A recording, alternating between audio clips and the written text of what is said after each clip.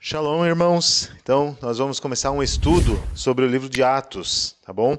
Nós vamos tratar dos 28 capítulos de Atos, Atos dos Apóstolos ou Atos dos Emissários, mas nós iniciaremos por Atos 1 até 3, ok? Atos capítulo 1 a 3. Passando um cronograma bem rápido desses 3 capítulos. O capítulo 1, ele traz o relato de Lucas a Teófilo. Nós já vamos ver quem é Lucas, quem é Teófilo. Mas Lucas dá um relato sobre quem é Yeshua e as suas obras e os mandamentos que ele deu aos emissários, ou também chamados apóstolos. O capítulo 1 trata também da elevação de Yeshua, da ascensão de Yeshua aos céus no Monte das Oliveiras. Lembrando que no Monte das Oliveiras que ele calcará os pés novamente, segundo Zacarias 14:4 ou 4:14, não me lembro agora. E nesse mesmo Monte das Oliveiras foi da onde ele subiu. Então tudo começou em Jerusalém e tudo volta para Jerusalém. Capítulo 2, aliás, no capítulo 1 ainda, existe ali os 12 emissários, eles partem, depois que Yeshua subiu aos céus, eles partem do Monte das Oliveiras até o cenáculo, cumprindo o mandamento de Yeshua, né, para que eles ficassem em Jerusalém, para que a profecia se cumprisse segundo a Torá. Então, os 12 emissários eles vão ali para o cenáculo, é o mesmo cenáculo onde aconteceu a celebração de Pêssar, que Yeshua separou para esse momento, para aquele jantar, para o Seder de Pêssar. E aí, naquele momento, no cenáculo, Kefa, ele discursa, Pedro, né, ele discursa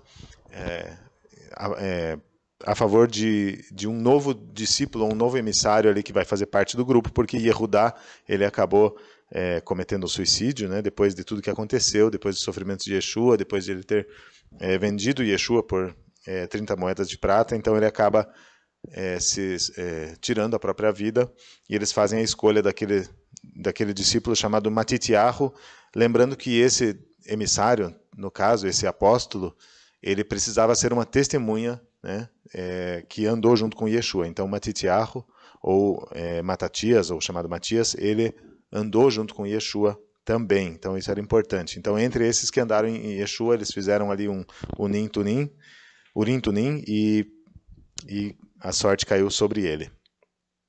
Então, o capítulo 2 trata da festa de Shavuot, que nós já vamos entrar em maiores detalhes. A descida do Ruach HaKodesh, a descida do Espírito Santo. Creio que a maioria conhece essa história, nós vamos relatar ela um pouco. A pregação de Pedro a todos os homens ali, aqueles atenienses, cretenses, mas todos os judeus, né, de todas as regiões e nações ali perto que tinham subido a celebrar Shavuot, ou também chamada Festa de Pentecostes. Então, eles subiram ali para celebrar e eles veem a descida do Espírito sobre aqueles apóstolos, sobre os discípulos que estavam no cenáculo, e Pedro começa a pregar aquelas pessoas. Ali tem a conversão das 3.000 almas que recebem o dom do Espírito, recebem a palavra, são batizados, né? O texto fala que eles recebem a palavra de bom grado e são batizados, né? E aí temos aquele texto famoso, né, onde todos tinham tudo em comum, né, onde as pessoas estavam em constante comunhão ali às portas do templo, né, no pátio dos gentios. E assim termina o capítulo 2. No capítulo 3, nós temos a cura de um aleijado na Porta Formosa, que nós vamos ver no próximo estudo, e o discurso de Pedro no templo, ali quando ele discursa para os saduceus e provavelmente para alguns fariseus também, a respeito de Yeshua. Ok? Então, é o estudo de Atos, o livro de Atos, ele foi escrito ali por volta do ano 80, depois de Yeshua, ou na Era Comum, ok? E ali nós temos uma imagem ali no fundo o que dizem ser o cenáculo, né? Ali era provavelmente o cenáculo onde aqueles 120 estavam reunidos, é uma foto atual, tá? Então, nós começando o livro de Lucas, nós já vemos o primeiro versículo. Lucas ele fala assim: em meu livro anterior, Qual que é esse livro anterior? É o próprio livro de Lucas. Atos poderia muito bem ser chamado de Lucas 2. Né? Lucas parte 1 é o Evangelho de Lucas, e Lucas parte 2 seria o relato de Atos dos Apóstolos, ou Atos dos Emissários. Então, Lucas é o autor, né? Ele é chamado, nós temos na Bíblia 3 versículos que falam sobre ele. Fala que ele era o médico amado, em Colossenses 4,14, quando Paulo cita ele. Ele era um companheiro de Paulo, de Shaul. Ele aparece em 2 Timóteo 4,11. É possível que ele estivesse em prisões também. A tradição diz que ele morreu como mártir, mas aí nós não podemos afirmar com certeza, porque é uma informação que não há certeza sobre isso. Né? Ele aparece ali também em Filemon 24. Tá? E nós temos Teófilo, a quem a carta é dirigida, a quem o livro é dirigido. Ele era alguém, provavelmente, da classe alta grega, a quem Lucas dirige o livro. Tá? Então, em meu livro anterior, Teófilo, escrevi a respeito de tudo o que Yeshua começou a fazer e a ensinar, até o dia em que, depois de ter dado instruções por meio do Ruach HaKodesh, né, que é o Espírito do Santo, ou o Espírito Santo, aos emissários que escolhera, foi elevado ao céu. Então, Lucas se refere aqui ao evangelho que leva o seu... perdão, isso nós já vimos. Os temas centrais que nós vamos tratar, e esse livro ele já dá esse versículo de Lucas a Teófilo já dá uma deixa, são os atos e obras que os primeiros crentes, né, cristãos nazarenos, ou cristãos, são chamados ora cristãos, ora de nazarenos, ora de os do caminho, né, os atos que eles realizam após Yeshua ser elevado aos céus. Nós vamos ver também a aplicação dos ensinos de Yeshua e a entrada dos gentios à família da fé sem convertê-los ao judaísmo, que houve aquela dissolução, né, aquela situação ali que nós vamos ver lá na frente em Atos 15, nós vamos passar por isso também em outra semana, onde havia uma dúvida, né, os gentios que estavam se achegando à fé, eles precisavam se converter ao judaísmo, a maneira que era feita até então, que era segundo o proselitismo, né, onde haviam algumas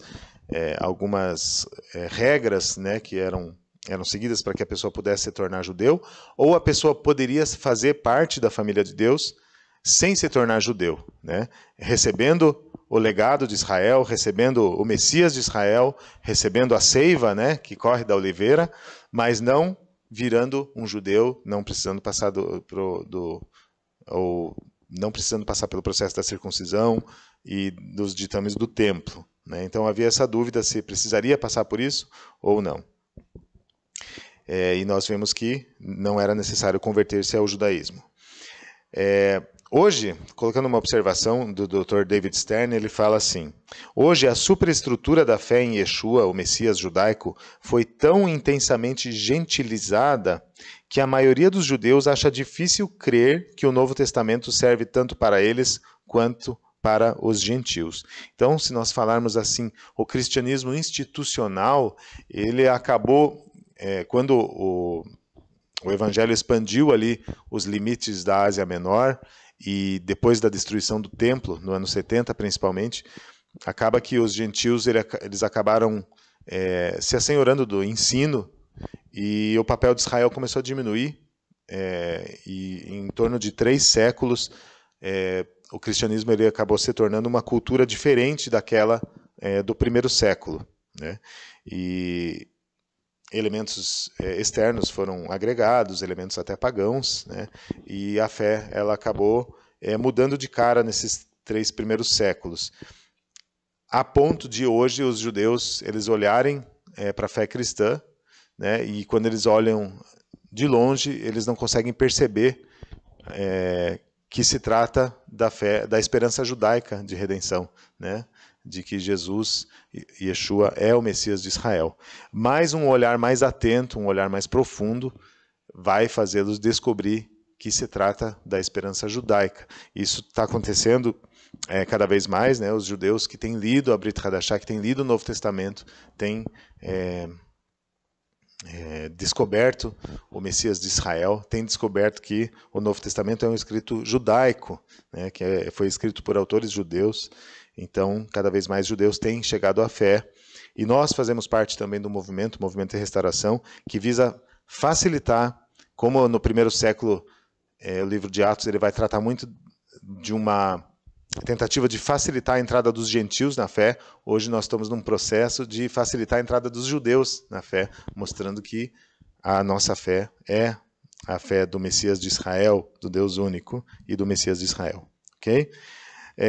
Outro tema que o livro de Atos trata é do estabelecimento do reino dos céus, ou o reino de Deus, né, que é a mesma coisa. Então, Yeshua falou muito sobre o reino de Deus, o reino dos céus, né, e em Atos isso vem para ser confirmado, para ser estabelecido, né.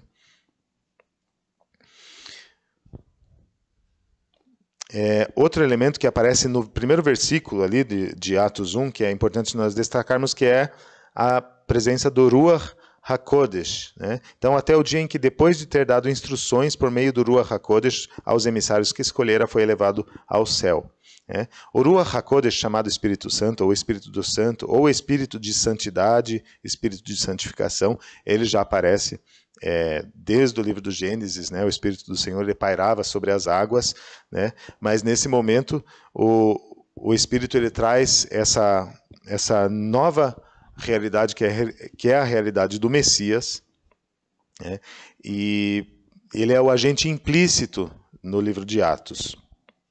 Ele é o sujeito oculto, né? Que ele está por trás das obras que os discípulos fazem. Ele é aquele que dá força para que os discípulos possam testemunhar a favor de Yeshua, de que ele era o Messias esperado de Israel. O mesmo Espírito que estava em Yeshua estava em suas testemunhas, os emissários e apóstolos, ou apóstolos, bem como em Shaul e todos aqueles que vêm a crer na obra do Messias e recebem o dom do Ruach HaKodesh. Okay? Lembrando que Ruach HaKodesh, o povo de Israel lá no passado começou a usar o termo Ruach HaKodesh, né, o Espírito do Santo, para evitar falar o Espírito de Deus ou sempre falar o nome do Eterno em vão. Então começou a se falar o Espírito do Santo, que virou Espírito Santo, né, e acabou que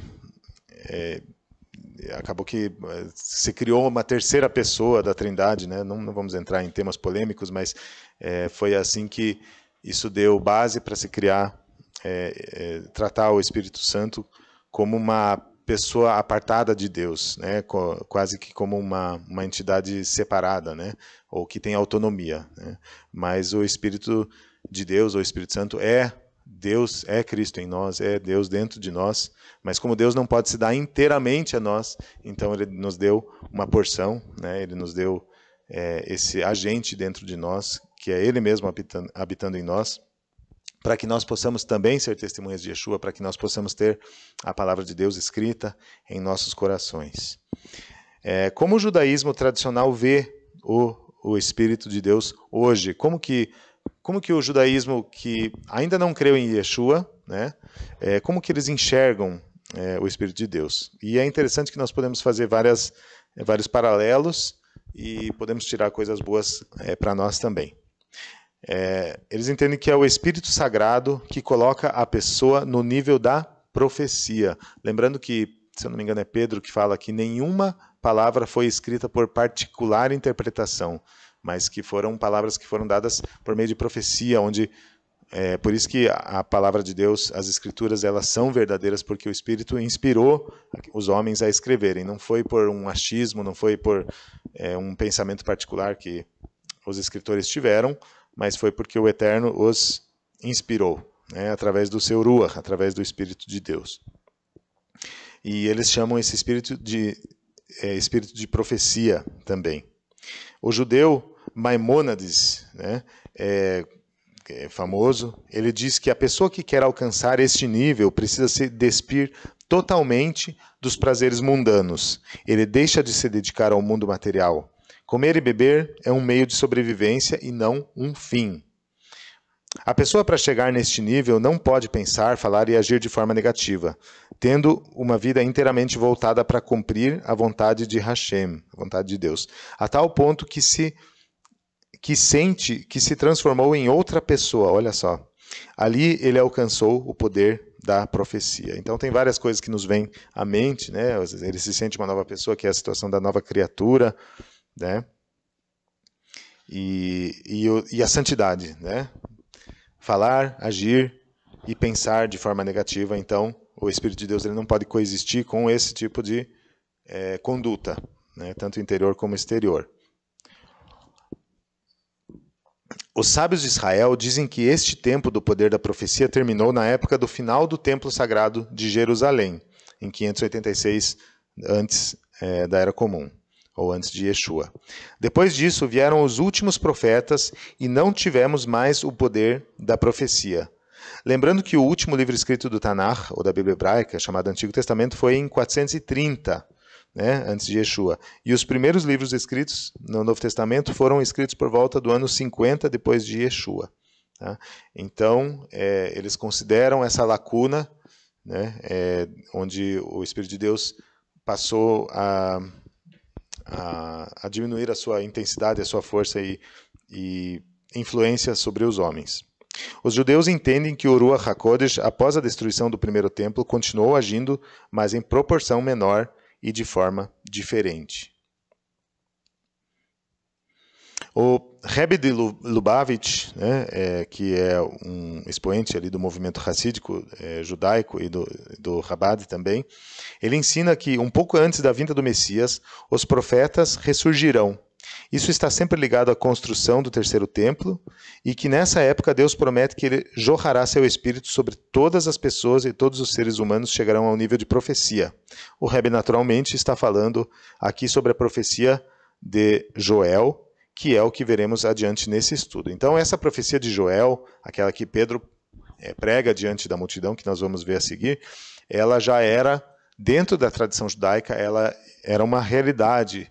E nós vamos entender por que Pedro também usou as palavras de Joel, né? Porque havia essa expectativa, né, da revelação do Messias e do derramamento do Espírito.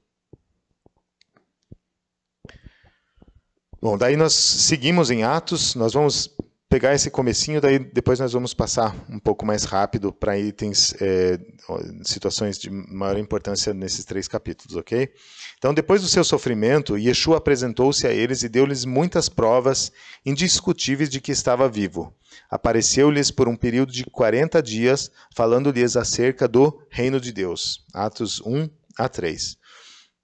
Então, o tema central do livro de Atos são os feitos dos primeiros crentes, e o tema central dos ensinos de Yeshua é o reino de Deus ou o reino dos céus. Então, objetivamente, os primeiros crentes, por meio da autoridade delegada aos apóstolos pelo próprio Yeshua, estavam estabelecendo a continuidade deste reino. E outra coisa que aparece em Atos, nesses 3 versículos, é que Yeshua apareceu-lhes por um período de 40 dias. E aí nós trazemos a importância das festas de Adonai, né? A importância de como elas têm esse caráter profético. E elas tinham um caráter profético e elas continuam com caráter profético. Então Yeshua, ele morre em Pessah, ele ressuscita em Hag HaMatzot, né, na festa dos pães ázimos, permanece 40 dias com os discípulos e é elevado aos céus depois de 10 dias. E a plenitude do Ruach HaKodesh desce sobre os discípulos. Então, se vocês forem traçar ali uma linha do tempo, nós vamos ver ali que esses 50 dias entram exatamente naqueles 49 dias, né? O 50º dia seria o dia da festa de Shavuot. Então, é o espaço entre Pessah, que acontece ali há 3.500 anos atrás, mais ou menos. Tem gente que fala que é menos, tem gente que fala que é um pouco mais, mas seriam mais ou menos isso, né? 1.500 antes de Yeshua.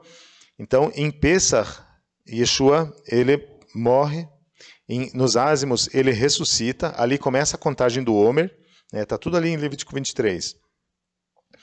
E no 40º, seria 39º, 40º dia da contagem do Homer, Yeshua ressuscita. Yeshua ascende aos céus, né? Ele é elevado aos céus. E na festa de Shavuot, 10 dias os discípulos sem Yeshua, é quando eles entram no cenáculo, né? E o Espírito desce sobre aqueles homens. E é disso que trata Atos capítulo 2, quando chega a festa de Shavuot e os crentes estavam reunidos em um só lugar.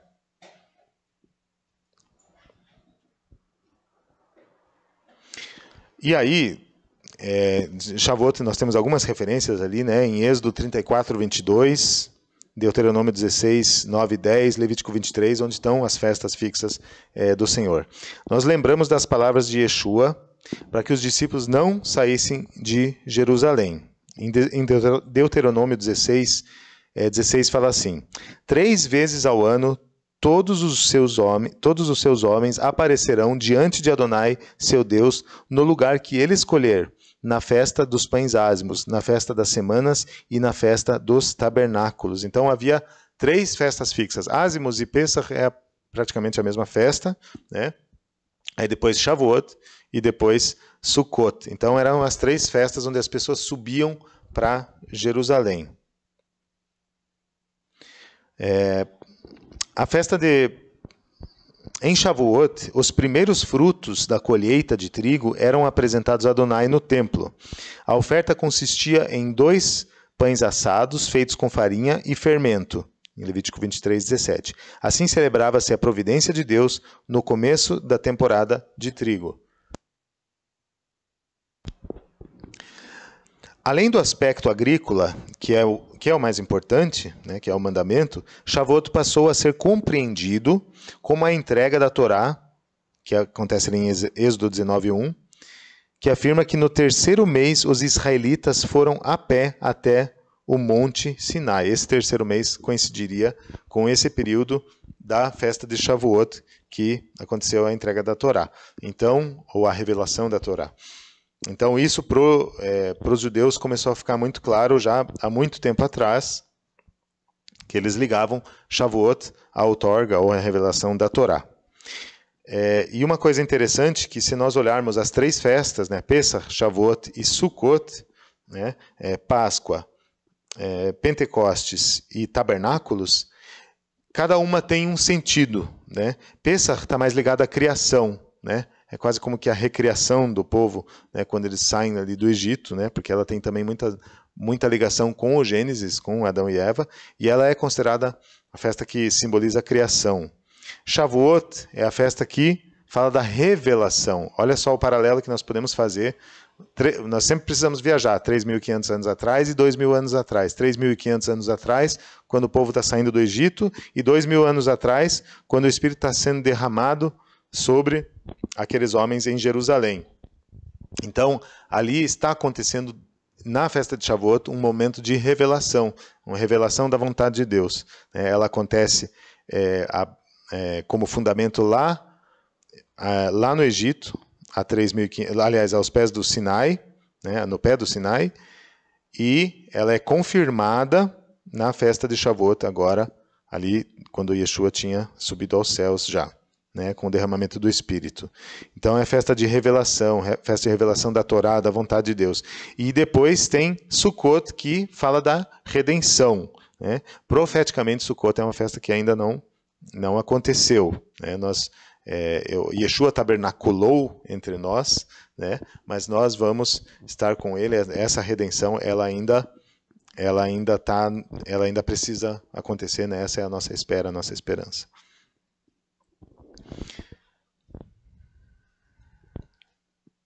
Tá. Então, o que aconteceu ali? Em Atos 2, capítulo 2, versículos 2 a 4, fala que, de repente, quando eles estavam ali no cenáculo, 120 homens e mulheres, de repente, veio do céu um som como de um vento veemente e impetuoso, e encheu toda a casa em que estavam assentados. E foram vistas por eles línguas repartidas como que de fogo, as quais pousaram sobre cada um deles. E todos foram cheios do Espírito Santo, e começaram a falar noutras línguas, conforme o Espírito lhes concedia que falassem. Atos 2, 2 a 4. E em Jerusalém estavam habitando judeus, homens religiosos de todas as nações que estavam debaixo do céu. E quando aquele som ocorreu, ajuntou-se uma multidão e estava confusa, porque cada um os ouvia falar na sua própria língua. E todos pasmavam e se maravilhavam, dizendo uns aos outros: Pois que? Não são galileus todos esses homens que estão falando? Como, pois, os ouvimos cada um na nossa própria língua em que somos nascidos? Então nós vemos ali na imagem de fundo, tem uma imagem do templo já. Então a festa ela acontecia em toda Jerusalém, né, mas o templo era o lugar central de culto, o lugar central de sacrifícios, né, e eles estavam no cenáculo que ficava ali perto da tumba de Davi. Mas como Jerusalém estava cheia de gente, então quando eles viram aqueles homens, né, tomados pelo Espírito, eles sugeriram que de repente eles estivessem bêbados, né, tinham exagerado no mosto ali. Mas não era isso que acontece, que a gente sabe, que nós sabemos. Como o evento mais importante e profundo da história judaica, receber a Torá no Monte Sinai aconteceu em Shavuot. Os céus se abriram e o Espírito desceu sobre os discípulos no mesmo dia. Portanto, Lucas descreve conscientemente os eventos de Atos 2 em termos de um segundo Sinai.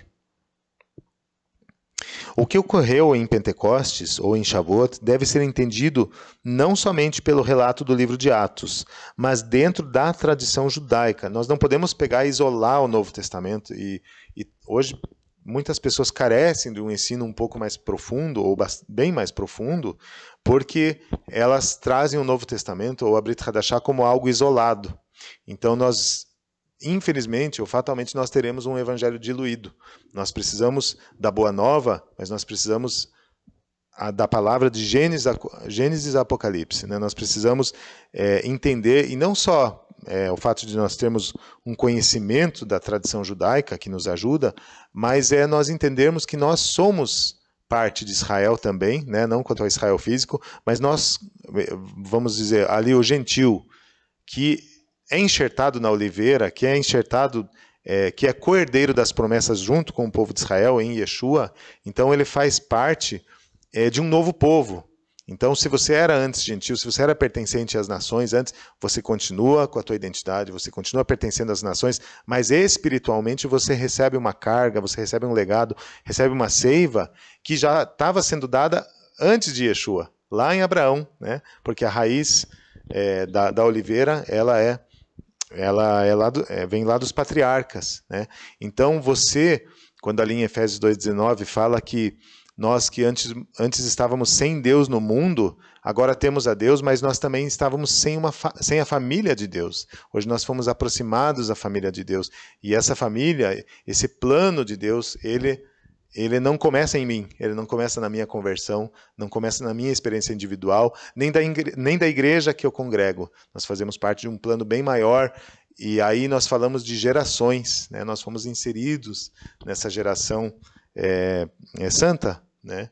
Que o Senhor estabelece, tá bom? E confirma por meio do seu Filho. Então, entender a tradição judaica, entender as festas e celebrá-las e crescer cada vez mais no entendimento dessas festas, vai nos fazer ter uma plenitude maior, né? Então, dentro da tradição judaica, a profecia de Joel, ela era famosa, né, sobre o derramamento do Espírito sobre toda a carne. E Pedro teve discernimento que aquilo que aconteceu ali estava se cumprindo, que a tradição, a espera, que não era só a espera deles, era a espera dos fariseus, era a espera de todo Israel, né, estava acontecendo ali. A descida do Espírito é a realização da esperança judaica. Olha só, a tradição fala assim: na força de Deus, Deus dividiu o mar, e hoje, ao dar a Torá, Deus desceu para ensinar a Torá aos filhos de Deus. Está baseado em Jó 36:22. Então Deus desce para ensinar a Torá aos filhos de Deus. Eu já ouvi, até no meio cristão se fala assim que Jesus, ele é o verdadeiro intérprete da lei. Não é verdade? Quando Jesus vem, Paulo fala isso aos Coríntios, que nós conhecemos a Deus na face de Cristo, porque é a maneira que ele obedeceu a Torá é a maneira correta de nós obedecermos, não de maneira legalista, não de maneira para você fazer uma conversão ritual ou de maneira mecânica, mas a maneira que ele guardou a Torá. Então nós somos chamados a isso, a andar como Yeshua andou, né? E ele ensinou aos homens como obedecer à palavra de Deus e como ser agradável ao Eterno.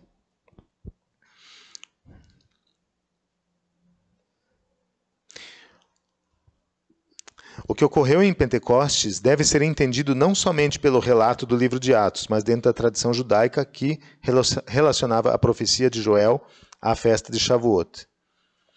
Isso nós já tínhamos visto, perdão. Então nós vemos ali uma imagem à direita, vocês vão ver a semelhança de Shavuot, né, que acontece há 3.500 anos, quando ela é ali estabelecida. E aquilo que acontece na festa de Shavuot, ali, quando os discípulos estavam ali reunidos, é muito parecido, né? Lembrando que é a tradição, veja como a tradição ela tem força, né? Porque é a tradição quem diz que a revelação, a entrega da Torá aconteceu durante uma festa de Shavuot. E é dentro dessa tradição que Deus se move novamente, através do seu Espírito, no meio daqueles discípulos no cenáculo. Então, no Monte Sinai, a Torá foi dada com fogo e relâmpagos na presença do anjo, de Deus, no anjo do Senhor. O povo literalmente viu as vozes de Deus, ele viu as vozes de Deus, assim como os discípulos viram o Espírito Santo como línguas de fogo da parte de Yeshua, o Messias. Ali também fala a respeito de 70 nações, representando, ali em Shavuot, ali no relato de Deuteronômio, como fala também das nações que estavam presentes na festa de Shavuot, quando o Espírito desceu sobre aqueles homens, né? Então, à direita vocês podem ver uma imagem do Sinai, é uma ilustração, né? E à esquerda já tem a situação dos discípulos. Embaixo eu coloquei propositalmente uma imagem ali, tem Pedro pregando, né? Ele está pregando para todos aqueles judeus. Mas nós vamos ver como a cultura das nações, ela se apropriou da verdade de Deus. Só nessa imagem você já consegue ver. Se você vê ali no fundo, ali não tem nenhuma imagem do templo, não tem construções de Jerusalém. Você vê ali templos romanos, né? Como se isso estivesse acontecendo ali em Roma, né? E Pedro ali e os homens estão vestidos ali como que filósofos gregos ou romanos, né? Então, toda a pintura, toda a cultura foi adaptada às nações, mas nós hoje estamos indo em resgate disso. Por quê? Porque aquele que foi assunto aos céus, aquele que ascendeu aos céus, que é Yeshua HaMashiach, que é Jesus o Cristo, que ascendeu aos céus lá no Monte das Oliveiras, ele voltará e ele calcará os seus pés novamente no Monte das Oliveiras. As coisas tornam a Jerusalém, né? Esse é um mover do Espírito, é um mover legítimo. Então, nós precisamos nos apropriar, porque a igreja precisa tomar posse daquilo que é dela, né? Então, muito fermento entrou no decorrer dos séculos, mas Deus ele não tem compromisso com o erro, e ele vai arrumando as coisas à maneira dele, né, por meio do Espírito dele, não por força nem por violência, mas o Senhor ele vai colocar as coisas em seus devidos lugares, e ele está preparando uma noiva para receber esse Messias, para que nós possamos receber esse Messias. E a noiva somos nós, né? Ele é o noivo, e ele está preparando o momento desse encontro. Por isso, a igreja precisa estar atenta para as profecias, né? Atenta para as festas do Senhor, entendendo o mover e agir de Deus.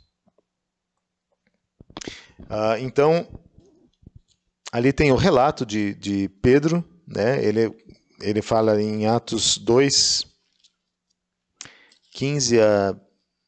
Não é 15. Deixa eu ver aqui. Ele cita Joel, né? Ele fala assim: então Quefa se levantou com os 11, e em alta voz dirigiu-se a eles: Vocês, homens de Yehudá, e todos os que estão aqui em Jerusalém, deixe-me dizer-lhes o que isso significa. Ouçam-me com atenção.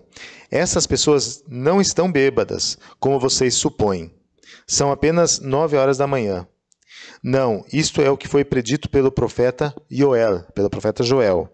Adonai diz: Nos últimos dias derramarei o meu espírito sobre todas as pessoas. Seus filhos e filhas profetizarão.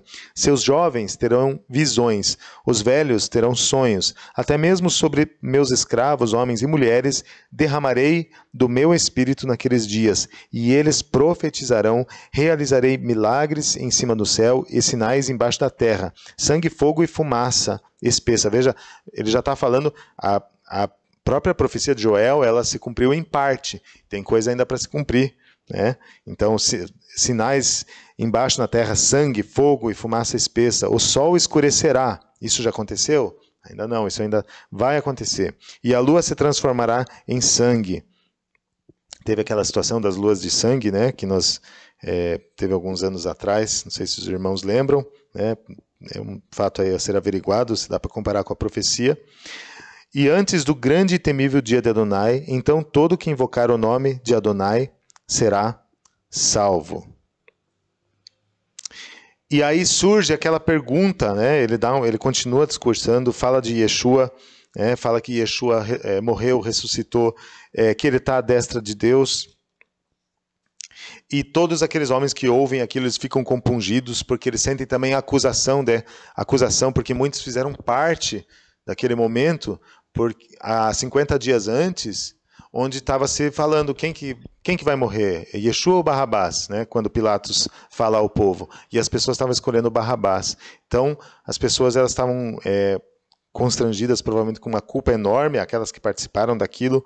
Outros talvez não sabiam o que estava acontecendo, mas viram aquela manifestação de poder, viram a autoridade com a qual Pedro falava, e eles falaram assim, ali em Atos 2:37, Irmãos, que devemos fazer? Kefa respondeu-lhes, abandonem o pecado, voltem-se para Deus e cada um de vocês seja imerso, batizado, pela autoridade de Yeshua, o Messias, para o perdão dos seus pecados, e vocês receberão o dom do Ruach HaKodesh. Interessante que ele coloca uma condição aqui, né? Ele fala, para receber o dom do Ruach HaKodesh, é necessário o arrependimento.